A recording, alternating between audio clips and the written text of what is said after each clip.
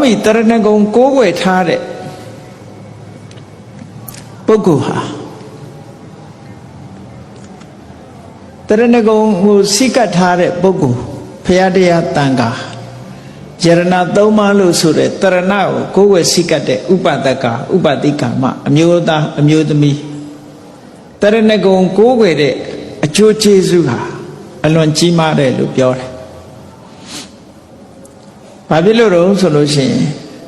မြတ်စွာဘုရားဟာတကယ်ကိုမှန်ကန်တဲ့တရားကိုဟောတယ်။တရားကလည်းပဲတကယ်ကဲတင်နိုင်တယ်။တန်ခါကလည်းပဲတကယ်အာယုံပြုလို့ရှိရင်အကျိုးကျေးဇူးတွေဖြစ်ပေါ်စေနိုင်တယ်။ဒါကြောင့်မို့လို့ဘုရားတရားတန်ခါကိုကိုယ်ွယ်စိတ်ကပ်လို့ရှိရင်တဲ့မြတ်စွာဘုရားယေကေစိဗုဒ္ဓံတရဏံကတာတေနတ္တိခမိတ္တန္တိအပါယပုမေ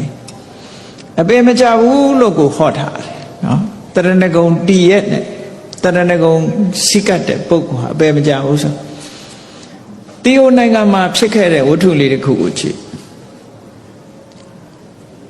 တီယိုနိုင်ငံမှာတကားတူကဘုရားဘာသာမဟုတ်ဘူးသူကအသက်မွေးဝမ်းကြောင်းဘာလုပ်လဲလို့ဆိုလို့ရှိရင်တန်ခါလုပ်ငန်းနဲ့အသက်မွေးတယ်ပေါ့ခုခေတ်တော့နားထောင်ကောင်းခေါ်တဲ့ရေလုပ်သားတဲ့နော်ရေလုပ်ငန်းနဲ့အသက်မွေးတယ်ပေါ့တေကနီးကြတဲ့အခါကျတော့ကိုလို့ရတဲ့ဟာကိုအာယုန်ထဲမှာလားထင်တာပဲဒါသဘာဝပဲကိုဘာတွေလုပ်ခဲ့တယ်ဆိုတာကိုအယိတ်မဲကြီးလို့တေကနီးကြလာပြီးတော့စိတ်ထဲမှာလွှမ်းမိုးနေမှာပဲသူလည်းတေကနီးကြတော့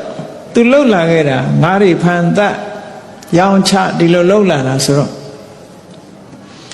အဲ့ဒီအကုသိုလ်တွေကအယိတ်မဲကြီးလို့လာပြီးတော့လွှမ်းမိုးထားပြီတေလို့ရှိရင်ငရဲကြမှာတေချာနေပြီအဲ့ဒီအချိန်မှာယဟန္တာကြီးတစ်ပါးကဆွမ်းခံရင်းနဲ့အဲ့တကားကြီးတေအံမူးမူးဖြစ်နေတော့တနာလို့ဆိုပြီးတော့ကြွသွား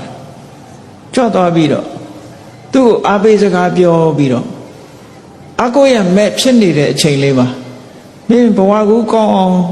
ငါချပေးတာလေးလိုက်ဆိုမလားဆိုပြီးတော့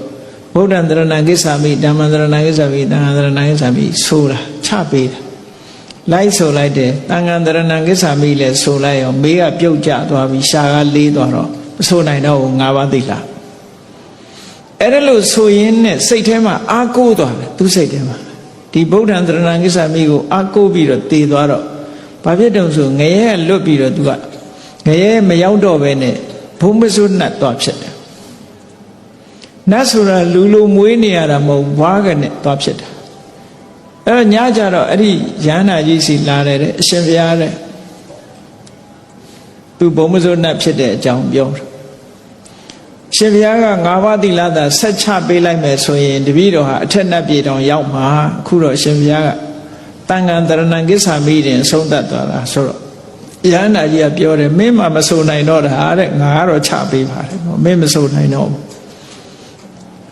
အဲ့ဒါတေဂန်ကြီးမှာကဲတင်လိုက်တဲ့ချက်ဒီလိုကိုကဲနိုင်တယ်လို့ဆိုတာဒါတရားဓမ္မဟာဒီလိုကဲတင်နိုင်တယ်ဒါကြောင့်မို့တရဏလို့ခေါ်တာ